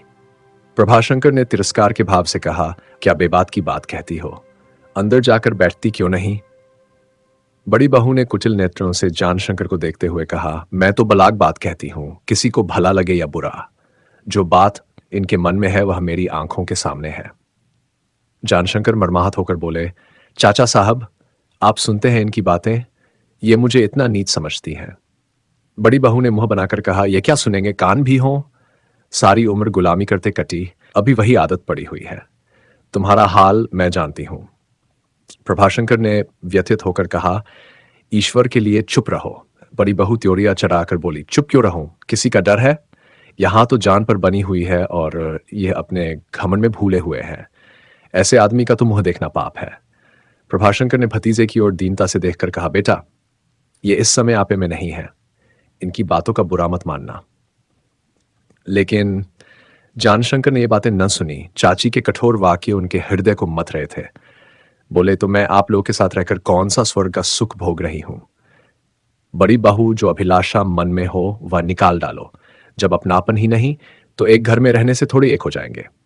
जान आप लोगों की यही इच्छा है तो यही सही, मुझे निकाल दीजिए। बड़ी बहू, हमारी इच्छा है। आज महीनों से तुम्हारा रंग देख रही हूं। ईश्वर ने आंखें दी हैं, धूप में बाल नहीं सफेद किए हैं। हम लोग तुम्हारी आंख में कांटे की तरह खटकते हैं। तुम समझते हो ये लोग हमारा सर्वस्व खाए जाते हैं। जब तुम्हारे मन में इतना कमीनापन आ गया तो फिर प्रभाशंकर ने ठंडी सांस लेकर कहा, या ईश्वर, मुझे मौत क्यों नहीं आ जाती? बड़ी बहू ने पति को कुपित नेत्रों से देखकर कहा, तुम्हें ये बहुत प्यारे हैं। तो जाकर इनकी जूतियां सीधी करो। जो आदमी मुसीबत में साथ न दे वह दुश्मन है, उससे दूर रहना ही अच्छा है। जान तो ये धमकी किसे देती हो? कल के बदले आज ही हिस्सा बांट कर लो। बड़ी बहू, क्या तुम समझते हो कि हम तुम्हारा दिया खाती हैं? बड़ी बहू, नहीं, तुम्हें यही घमंड है। जनान, अगर यही घमंड है तो क्या अन्याय है। जितना आपका खर्च है उतना मेरा कभी नहीं है। बड़ी बहू ने पति की ओर देखकर व्यंग्य भाव से कहा, कुछ सुन रहे हो सपूत की बातें, बोलते क्यों नहीं? क्या मुंह में दही जमा हुआ है? बाप हजारों रुपए साल साधु भिखारियों को खिला दिया करते थे। मरते दम तक पालकी के 12 का हार दरवाजे से नहीं चले। इन्हें आज हमारी रोटियां अखर रही है। लाला हमारा बस मानो कि आज रईसों की तरह चैन कर रहे हो, नहीं तो मुंह में मक्खियां आती जाती। प्रभाशंकर ये बातें न सुन सके, उठकर बाहर चले गए। बड़ी बहू मोर्चे पर अकेले ठहर न सकी, घर में चली गई। लेकिन जानशंकर वहीं बैठे रहे। उनके हृदय में एक दासी हो रही थी। इतनी निष्ठुरता, इतनी कृतज्ञता। मैं कमीना हूं, मैं दुश्मन हूं, मेरी सूरत देखना पाप है। जिंदगी भर हमको नोचा खसोटा, आज ये बातें, ये घमंड। देखता हूं ये घमंड कब तक रहता है। इसे तोड़ न दिया तो कहना। ये लोग सोचते होंगे मालिक तो हम हैं, कुंजियां तो हमारे पास है, इसे जो देंगे वह ले लेगा, एक एक चीज का आधा करा लूंगा। बुढ़िया के पास जरूर रुपये हैं। पिताजी ने सब कुछ इन्हीं लोगों पर छोड़ दिया था। इसने काट कपट कर 10-20 हजार जमा कर लिया है। बस उसी का घमंड है और कोई बात नहीं। द्वेष में दूसरों को धनी समझने की विशेष चेष्टा होती है। जानशंकर इन कुकल्पनाओं से भरे हुए बाहर आए तो चाचा को दीवान खाने में मुंशी इजादहन से बातें करते पाया। ये मुंशी ज्वाला सिंह के इजलास के अहलमत थे। बड़े बातूनी, बड़े चलते पुरजे। वह कह रहे थे, आप घबराए नहीं, खुदा ने चाहा तो बाबू दयाशंकर बेदाग बरी हो जाएंगे। मैंने महरी की मार्फत उनकी बीवी को ऐसा चंग पर चढ़ाया है कि वह दारोगा जी को विला बरी कराए, डिप्टी साहब का दामन न छोड़ेंगी। 100-200 रुपये खर्च हो जाएंगे, मगर क्या मुजायका, आबरू तो बच जाएगी। अकस्मात ज्ञानशंकर को वहां देखकर वह कुछ छेंप गए। प्रभाशंकर बोले, रुपये जितने दरकार हों ले जाएं, आपकी कोशिश से बात बन गई तो हमेशा आपका शुक्रगुजार रहूंगा। ईजाद हुसैन ने जानशंकर को देखते हुए कहा, बाबू ज्वाला सिंह दोस्ती का कुछ हक तो जरूर ही अदा करेंगे। जबान से चाहे कितने ही बेनियाज बने, लेकिन दिल में वह आपका बहुत लिहाज करते हैं। मैं भी इस पर खूब रंग चढ़ाता हूं। कल आपका जिक्र करते हुए मैंने कहा, वह तो 2-3 दिन से दाना पानी तर्क किए हुए हैं। ये सुनकर कुछ गौर करने लगे। बाद अजां उठकर अंदर चले गए। प्रभाशंकर ने मुंशी को श्रद्धापूर्ण नेत्रों से देखा, पर ज्ञानशंकर ने तुच्छ दृष्टि से देखा और ऊपर चले गए। विद्यावती उनकी राह देख रही थी। बोली, आज देर क्यों कर रहे हो? भोजन तो कभी से तैयार है। ज्ञानशंकर ने उदासीनता से कहा, क्या खाऊं, कुछ मिले भी? मालिक और मालकिन दोनों ने आज से मेरा निपटारा कर दिया। उन्हें मेरी सूरत देखने से पाप लगता है। ऐसों के साथ रहने से तो मर जाना अच्छा है। विद्यावती ने सशंक होकर पूछा, क्या बात हुई? ज्ञानशंकर ने इस प्रश्न का उत्तर विस्तार के साथ दिया। उन्हें आशा थी कि इन बातों से विद्या की शांतिप्रियता को आघात पहुंचेगा, किंतु उन कितनी निराशा हुई जब उसने सारी कथा सुनने के बाद कहा, तुम्हें ज्वाला सिन्हा के यहां चले जाना चाहिए था। चाचा जी की बात रह जाती। ऐसे ही अवसरों पर तो अपने पराये की पहचान होती है। तुम्हारी ओर से आनाकानी देखकर उन लोगों को क्रोध आ गया होगा। क्रोध में आदमी अपने मन की बात नहीं कहता, वह केवल दूसरों का दिल दुखाना चाहता है। छानशंकर खिन्न होकर बोले, तुम्हारी बातें सुनकर जी चाहता है कि अपना और तुम्हारा दोनों का सिर फोड़ लूं। उन लोगों के कटु वाक्यों को फूल पान समझ लिया। मुझी को उपदेश देने लगी।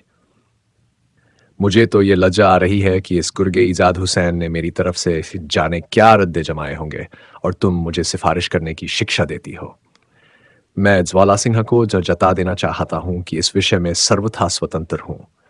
गर्जमंद बनकर उनकी दृष्टि में नीचा बनना नहीं चाहता। विद्या ने विस्मित होकर पूछा, क्या उनसे ये कहने जाओगे? जानशंकर, अवश्य जाऊंगा। दूसरे की आबरू के लिए अपनी प्रतिष्ठा क्यों खोऊं? विद्या, भला वह अपने मन में क्या कहेंगे? क्या इससे तुम्हारा द्वेष न प्रकट होगा? जानशंकर, तुम मुझे जितना मूर्ख समझती हो उतना नहीं हूं। मुझे मालूम है कौन बात किस ढंग से करनी चाहिए। विद्या चिंतित नेत्रों से भूमि की ओर देखने लगी। उसे पति की संकीर्णता पर खेद हो रहा था, लेकिन कुछ और कहते डरती थी कि कहीं उसकी दुष्कामना और भी दृढ़ न हो जाए। इतने में दयाशंकर की स्त्री भोजन करने के लिए बुलाने आई। उधर श्रद्धा ने जाकर बड़ी बहू को मनाना शुरू किया। विद्या ने लाला प्रभाशंकर को मनाने के लिए तेजशंकर को भेजा, पर इनमें कोई भी भोजन करने न उठा। प्रभाशंकर को यह ग्लानि हो रही थी कि मेरी स्त्री ने जानशंकर को अप्रिय बातें सुनाई। बड़ी बहू को शौक था कि मेरे पुत्र का कोई हितैषी नहीं, और जानशंकर को यह जलन थी कि ये लोग मेरा खाकर मुझी को आंखें दिखाते हैं। क्षुधाग्नि के साथ क्रोधाग्नि भी भड़क जाती थी। विवाद में हम बहुधा अत्यंत नीतिपरायण बन जाते हैं, पर वास्तव में इससे हमारा अभिप्राय यही होता है कि विपक्षी की जबान बंद कर दें। इन चंद घंटों में ही जानशंकर की नीतिपरायणता ईर्ष्याग्नि में परिवर्तित हो चुकी थी। जिस प्राणी के हित के लिए ज्वालासिंह से कुछ कहना उन्हें असंगत जान पड़ता था, उसी के अहित के लिए वह वहां जाने को तैयार हो गए।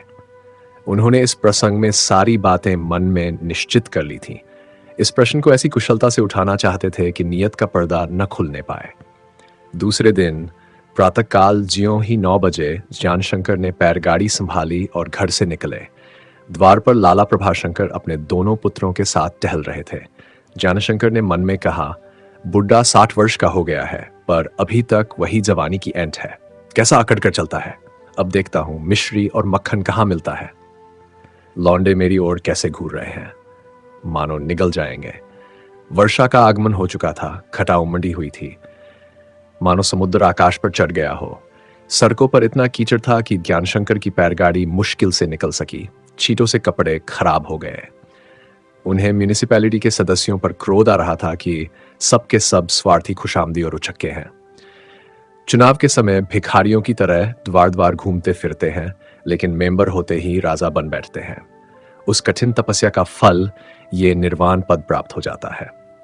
ये बड़ी भूल है कि मेंबरों को एक निर्दिष्ट काल के लिए रखा जाता है। वोटरों को अधिकार होना चाहिए कि जब किसी सदस्य को जी चुराते देखें तो उसे पदच्युत कर दें। ये मिथ्या है कि उस दशा में कोई कर्तव्य परायण मनुष्य मेंबरी के लिए खड़ा न होगा। जिन्हें राष्ट्रीय उन्नति की धुन है, वह प्रत्येक अवस्था में जाति सेवा के लिए तैयार रहेंगे। मेरे विचार में जो लोग सच्चे अनुराग से काम करना चाहते हैं, वह इस बंधन से और भी खुश होंगे। इससे उन्हें अपनी अकर्मण्यता से बचने का एक साधन मिल जाएगा। और यदि हमें जाति सेवा का अनुराग नहीं तो म्यूनिसिपल हाल में बैठने की तृष्णा क्यों हो? क्या इससे इज्जत होती है? सिपाही बनकर कोई लड़ने से जी छुड़ाए, ये उसकी कीर्ति नहीं। अपमानशंकर इन्हीं विचारों में मग्न थे कि ज्वाला सिंह का बंगला आ गया। वह घोड़े पर हवा खाने जा रहे थे। साई सगोड़ा का अंक देखते ही बड़े प्रेम से मिले और इधर उधर की बातें करने लगे। उन्हें भ्रम हुआ कि हम हाशय अपने भाई की सिफारिश करने आए होंगे, इसलिए उन्हें इस तरह बातों में लगाना चाहते कि उस मुकदमे की चर्चा ही ना आने पाए। उन्हें दयाशंकर के विरुद्ध कोई सबल प्रमाण न मिला था। यह वह जानते थे कि दयाशंकर का जीवन उज्ज्वलनहीन, परंतु यह अभियोग सिद्ध न होता था। उनको बरी करने का निश्चय कर चुके थे। ऐसी दशा में वह किसी को यह विचार करने का अवसर नहीं देना चाहते कि मैंने अनुचित पक्षपात किया है। जानशंकर के आने से जनता के संदेह की पुष्टि हो सकती थी। जनता को ऐसे समाचार बड़ी आसानी से मिल जाते हैं। अर्दली और चपरासी अपना गौरव बढ़ाने के लिए ऐसी खबरें बड़ी तत्परता से फैलाते हैं। बोले, कहिए, आपके असामी सीधे हो गए। जानशंकर, जी नहीं, उन्हें काबू में करना इतना सहज नहीं है। चाचा साहब ने उन्हें सिर चढ़ा दिया। मैं इधर ऐसे जमेले में पड़ा रहा कि इसकी उस विषय में कुछ करने का अवकाश ही न मिला। ज्वाला सिंह डरे भूमिका तो नहीं है। तुरंत पहलू बदल कर बोले, भाई साहब, मैंने ये नौकरी क्या कर ली? एक जंजाल सिर ले लिया। प्रातः काल से संध्या तक सिर उठाने की फुर्सत नहीं मिलती। बहुधा 10-11 बजे रात तक काम करना पड़ता है, और इतना ही होता तो भुगत भी लेता। इसके साथ साथ यह चिंता भी लगी रहती है कि ऊपर वाले खुश रहें। आप जानते ही हैं, अब की वर्षा बहुत हुई है। मेरे इलाके के सैकड़ों गांवों में बाढ़ आ गई। खेतों का तो कहना ही क्या, किसानों की झोपड़ियां तक बह गईं। जमींदारों ने आधी मालगुजारी की छूट प्रार्थना की है, और यह सर्वथा न्यायानुकूल है। किंतु हाकिमों की ये इच्छा मालूम होती है कि इन दरखास्तों को दाखिल दफ्तर कर दिया जाए। यद्यपि वह प्रत्यक्ष ऐसा करते नहीं, पर हानियों की जांच में इतनी बाधाएं डालते हैं कि जांच व्यर्थ हो जाती है। अब यदि मैं जानकर अनजान बनूं और स्वच्छंदता से जांच करूं तो अवश्य ही मुझ पर फटकार पड़ेगी। लोग संदेह की दृष्टि से देखने लगेंगे। यहाँ की हवा ही कुछ ऐसी बिगड़ी हुई है कि मनुष्य इस अन्याय से किसी भांति बच नहीं सकता। अपने अन्य सहवर्गियों की दशा देखकर बस यही इच्छा होती है कि इस्तीफा देकर घर की राह लूं। मनुष्य कितना स्वार्थप्रिय और कितना चापलूस बन सकता है, इसका यहाँ से उत्तम उदाहरण और कहीं न मिल सकेगा। यदि साहब बहादुर जरा सा इशारा कर दें कि आमदनी के टैक्स की जांच अच्छी तरह की जाए, तो विश्वास मानिए हमारे मित्रगण 2 ही दिन में टैक्स को बढ़ाकर दुगुना तिगुना कर देंगे। यदि इशारा हो जाए कि अब की तकाबी जरा हाथ रोक कर दी जाए, तो समझ लीजिए कि वह बंद हो जाएगी। इन महानुभावों की बातें सुनकर ऐसी घृणा होती है कि इनका मुंह न देख। न कोई वैज्ञानिक निरूपण, न कोई राजनीतिक या आर्थिक बात, न कोई साहित्य की चर्चा। बस मैंने ये किया, साहब ने ये कहा तो मैंने उत्तर दिया। आपसे यथार्थ कहता हूं, कोई छंटा हुआ शोहदा भी अपनी कपट लीलाओं की डींगियों न मारेगा। खेद तो यह है कि इस रोग से पुराने विचार के बुड्ढे ही ग्रसित नहीं, हमारा नवशिक्षित वर्ग उनसे कहीं अधिक रोग से जर्जरित दिखाई पड़ता है। मार्ले, मिल और स्पेंसर सभी इस स्वार्थ सिद्धांत के सामने दब जाते हैं। अजी, यहां ऐसे ऐसे भद्र पुरुष पड़े हुए हैं जो खानसामों और अरलियों की पूजा किया करते हैं, केवल इसलिए कि वह साहब से उनकी की प्रशंसा किया करें। जिसे अधिकार मिल गया वह समझने लगता है अब मैं हाकिम हूं, अब जनता से, देशबंधुओं से मेरा कोई संबंध नहीं है। अंग्रेज अधिकारियों के सम्मुख जाएंगे तो नम्रता, विनय और शील के पुतले बन जाएंगे, मानो ईश्वर के दरबार में खड़े हैं। पर जब दौरे पर निकलेंगे तो प्रजा और जमींदारों पर ऐसा रोब जमाएंगे मानो उनके भाग्य के विधाता हैं। ज्वाला सिंह ने स्थिति को खूब बढ़ाकर दर्शाया, क्योंकि इस विषय में वह जानशंकर के विचारों से परिचित थे। उनका अभिप्राय केवल यह था कि इस समय दयाशंकर के अभियोग की चर्चा न आने पाए। जानशंकर ने प्रसन्न होकर कहा, मैंने तो आपसे पहले ही दिन कहा था, किंतु आपको विश्वास न आता था। अभी तो आपको केवल अपने सहवर्गियों की कपट नीति का अनुभव हुआ है। कुछ दिन और रहिए तो अपने अधीनस्थ कर्मचारियों की चालें देखकर तो आप दंग रह जाएंगे। ये सब आपको कठपुतली बनाकर नचाएंगे। बदनामी से बचने का इसके सिवा और उपाय नहीं है कि उन्हें मुंह न लगाया जाए। आपका अहलमद इजाद हुसैन एक ही घाघ है, उससे होशियार रहिएगा। वह तरह तरह से आपको अपने पंजे में लाने की कोशिश करेगा। आज ही उसके मुंह से ऐसी बातें सुनी हैं जिनसे विदित होता है कि वह आपको धोखा दे रहा है। उसने आपसे कदाचित मेरी ओर से दयाशंकर की सिफारिश की है। यद्यपि मुझे दयाशंकर से उतनी ही सहानुभूति है जितनी भाई की भाई के साथ होती है, तथापि मैं सादृश नहीं हूं कि मित्रता से अनुचित लाभ उठाकर अन्य न्याय का बाधक बनूं। मैं कुमार का कक्ष कदापि ग्रहण करूंगा, चाहे मेरे पुत्र के ही संबंध में क्या न हो। मैं मनुष्यत्व को भ्रातृ प्रेम से उच्चतम समझता हूं। मैं उन आदमियों में हूं कि यदि ऐसी दशा में आपको सहृदयता की ओर झुका हुआ देखूं तो आपको उससे बाज रखूं। ज्वाला सिंह मनोविज्ञान के जाता थे, समझ गए कि ये महाशय इस समय अपने चाचा से बिगड़े हुए हैं। ये नीतिपरायणता उसी का बुखार है। द्वेष और वैमनस्य कहां तक छिपाया जा सकता है, इसका अनुभव हो गया। उनकी दृष्टि में ज्ञानशंकर की जो प्रतिष्ठा थी वह लुप्त हो गई। भाई का अपने भाई की सिफारिश करना सर्वथा स्वाभाविक और मानव चरित्रानुकूल है। इसे वह बहुत बुरा नहीं समझते थे, किंतु भाई का अहित करने के लिए नैतिक सिद्धांतों का आश्रय लेना वह एक अमानुषिक व्यापार समझते थे। ऐसे दुष्प्रकृति मनुष्यों को जो आठों पहर न्याय और सत्य की हाक लगाते फिरते हों, मर्माहत करने का यह अच्छा अवसर मिला।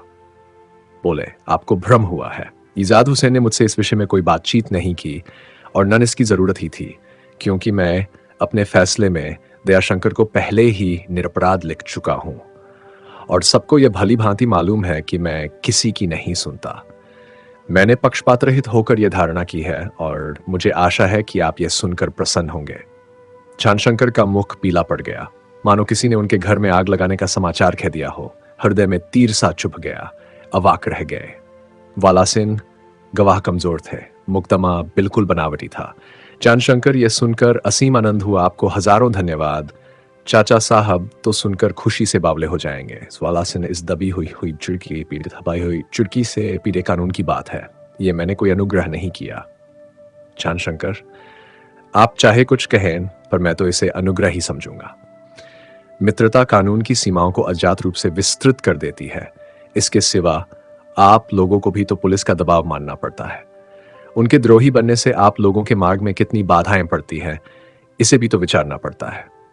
ज्वाला सिंह इस व्यंग्य से और भी तिल मिला उठे।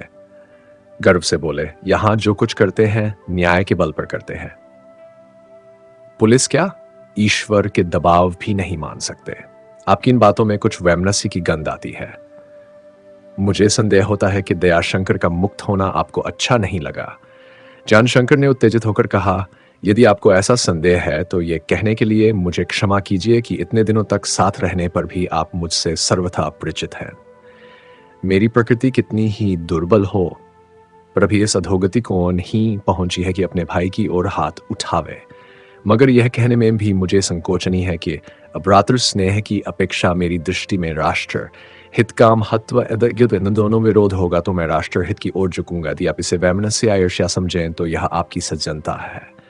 मेरी नीति शिक्षा ने मुझे ही सिखाया है और यथासाथ ही उसका पालन करना मैं अपना अपना कर्तव्य समझता हूँ। जब एक व्यक्ति विश्व से जनता का अपकार होता हो तो हमारा धर्म है कि उस व्यक्ति का तिरस्कार करें और उसे सीधे मार्ग पर लाएं, चाहे वह कहीं आत्मीय हो। संसार के इतिहास में ऐसे उदाहरण अप्राप्य नहीं है जहां राष्ट्रीय कर्तव्य ने कुल हित पर विजय पाई है। ऐसी दशा में जब आप मुझ पर दुराग्रह का दोष आरोपण करते हैं तो मैं इसके सिवा और क्या कह सकता हूं कि आपकी नीति शिक्षा और इथिक्स ने आपको कुछ भी लाभ नहीं पहुंचाया। यह कहकर ज्ञानशंकर बाहर निकल आए। जिस मनोरथ से वह इतने सवेरे यहां आए थे उसके यूं विफल हो जाने से उनका चित्त बहुत खिन्न हो रहा था। हाँ, यह संतोष अवश्य था कि मैंने इन महाशय के दांत खट्टे कर दिए। अब यह फिर मुझसे ऐसी बातें करने का साहस न कर सकेंगे। ज्वाला सिन्हा ने भी उन्हें रोकने की चेष्टा नहीं की। सोच रहे कि इस मनुष्य में बुद्धि बल और दुर्जनता का कैसा विलक्षण समावेश हो गया है। चातुरी कपट के साथ मिलकर दो आंत शीशरा बन जाती है। इस फटकार से कुछ तो आंखें खुली होंगी। समझ गए होंगे कि कूटनीति के परखने वाले संसार में लोपनी हो गए। जानशंकर यहाँ से चले तो उनकी दुश्वारी की सीधी जोजवे में हार गया हो और सोचता हो कि ऐसी कौन सी वस्तु दांव पर लगाऊं कि मेरी जीत हो जाए। उनका चित्त उद्विग्न हो रहा था। ज्वाला सिन्हा को यद्यपि उन्होंने की बतुर की जवाब दिया था, फिर भी उन्हें प्रतीत होता था कि मैं कोई गहरी चोट न कर सका। अब ऐसी कितनी ही बाला सिंह के हृदय पर आघात किया त्याग जा सकता था और कुछ नहीं तो रिश्वत का ही दोष लगा दे था। खैर, अब उन्हें राष्ट्र प्रेम और मनुष्यत्व का वह उच्चादर्शक भी हास्यास्पद सा जान पड़ता था जिसके आधार पर उन्होंने ज्वाला सिन्हा को लज्जित करना चाहा था। वह ज्यों ज्यों इस सारी स्थिति का निरूपण करते थे उन्हें ज्वाला सिंह का व्यवहार सर्वथा असंगत जान पड़ता था। मान लिया कि उन पर मेरी ईर्ष्या का रहस्य खुल गया तो सहृदयता और शालीनता इसमें थी कि वह मुझसे सहानुभूति प्रकट करते, मेरे आंसू पोंछते। ईर्ष्या भी मानव स्वभाव का एक अंग ही है, चाहे वह कितना ही अवहेलनीय क्यों न हो। यदि कोई मनुष्य इसके लिए मेरा अपमान करे तो इसका कारण उसकी आत्मिक पवित्रता नहीं वरन मिथ्याभिमान है। ज्वाला सिंह कोई ईशी नहीं, देवता नहीं, और न यह संभव है कि ईर्ष्या वेग से कभी उनका हृदय प्रवाहित न हुआ हो। उनकी ये गर्वपूर्ण नीतिजता और धर्मपरायणता स्वयं इस ईर्ष्या का फल है जो उनके हृदय में अपनी मानसिक लघुता के ज्ञान से प्रज्वलित हुई है। ये सोचते हुए वह घर पहुंचे तो अपने दोनों छोटे चचेरे भाइयों को अपने कमरे में किताबें उलटते पुलटते देखा। यद्यपि ये कोई असाधारण बात न थी, पर ज्ञानशंकर इस समय मानसिक अशांति से पीड़ित हो रहे थे। जल गए और दोनों लड़कों को डांट कर भगा दिया। इन लोगों ने अवश्य मुझे छेड़ने के लिए इन शैतानों को यहां भेज दिया।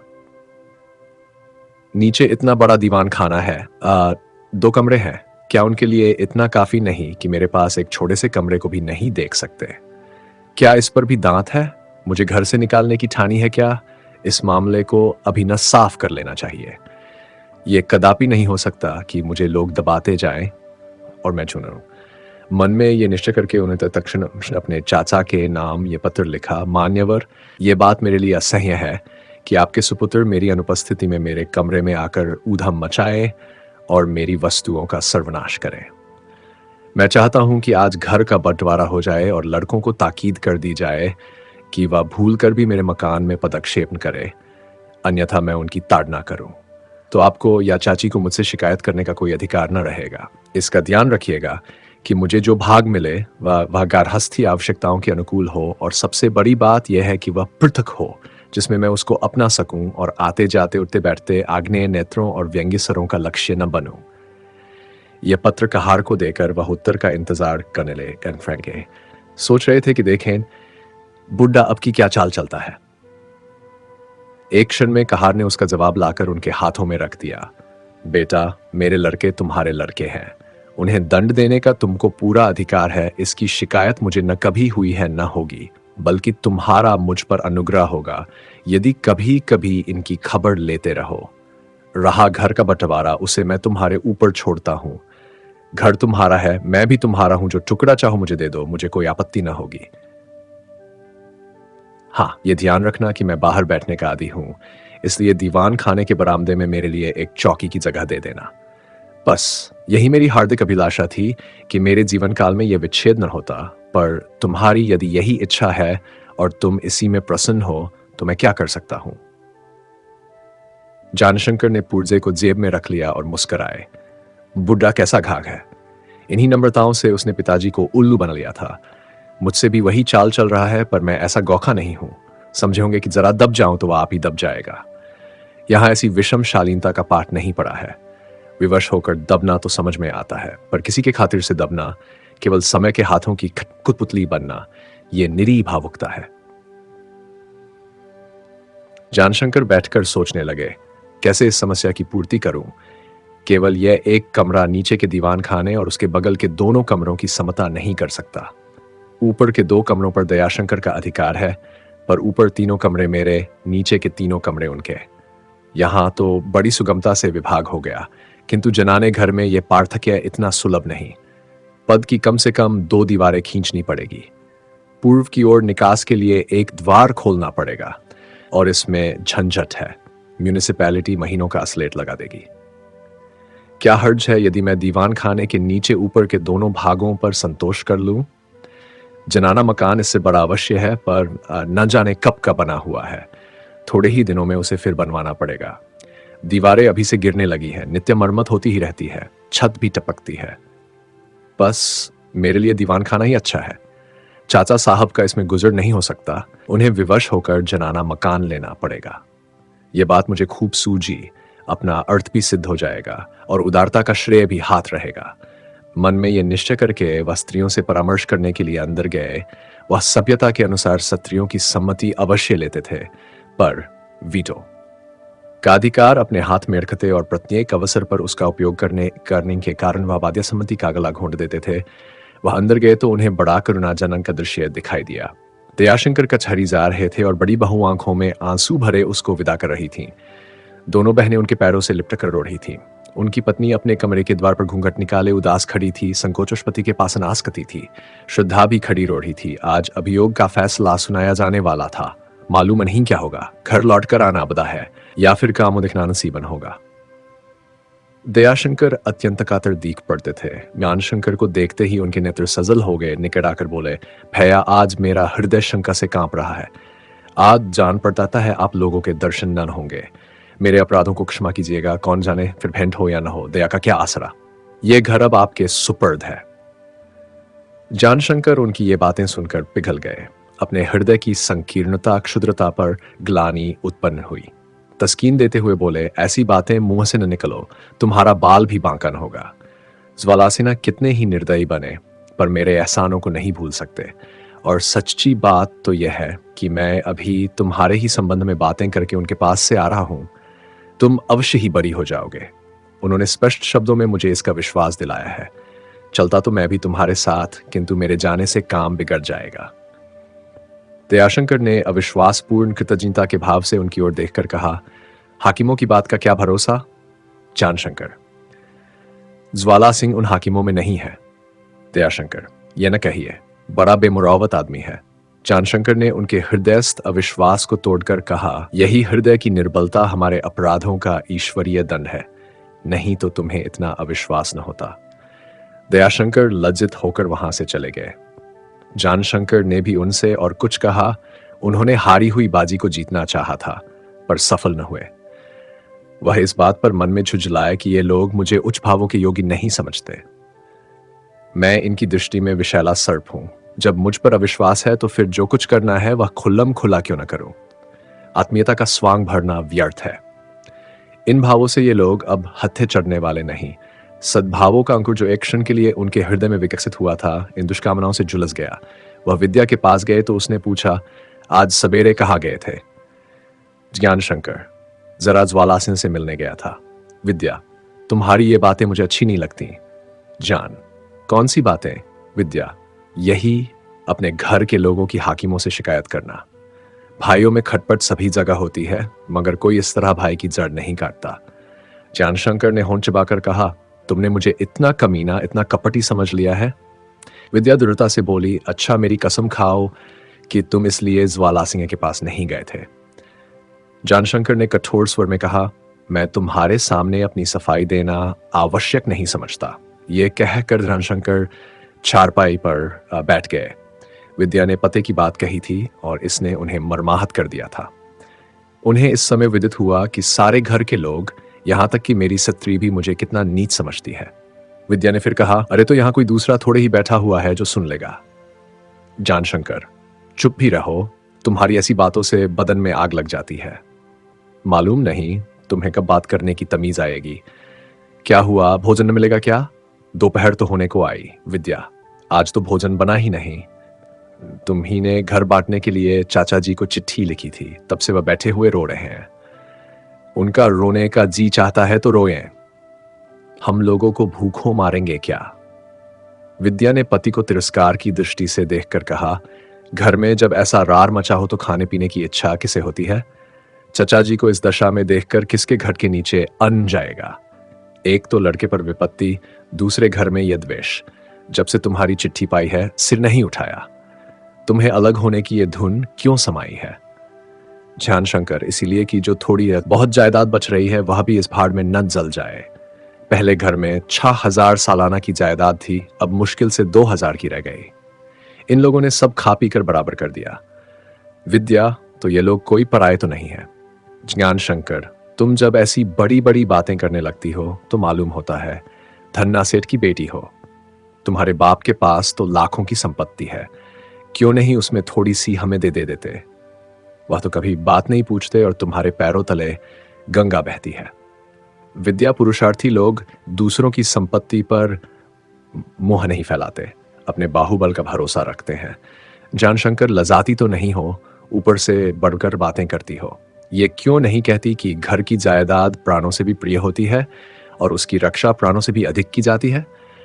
नहीं तो 2.5 लाख सालाना जिसके घर में आता हो उसके लिए बेटी दामाद पर 2-4 हजार खर्च कर देना कौन सी बड़ी बात है? लाला साहब तो पैसे को यो दांतों से पकड़ते हैं और तुम इतनी उदार बनती हो माने जायदाद का कुछ मूल्य ही नहीं। इतने में श्रद्धा आ गई और जानशंकर घर के बंटवारे के विषय में उससे बातें करने लगे। तो दोस्तों, ये थे प्रेमाश्रम उपन्यास के पहले 5 भाग, जहां शुरू होती है एक नई चेतना की कहानी। क्या होगा आगे? क्या प्रेम, नैतिकता और सामाजिक जिम्मेदारियों के बीच नायक अपने रास्ते पर डटा रह पाएगा? इसके लिए जुड़े रहिए साहित्य सगार के साथ।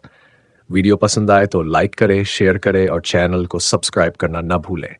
अगले भाग में फिर मिलेंगे मुंशी प्रेमचंद जी की कलम के और अनमोल शब्दों के साथ। धन्यवाद।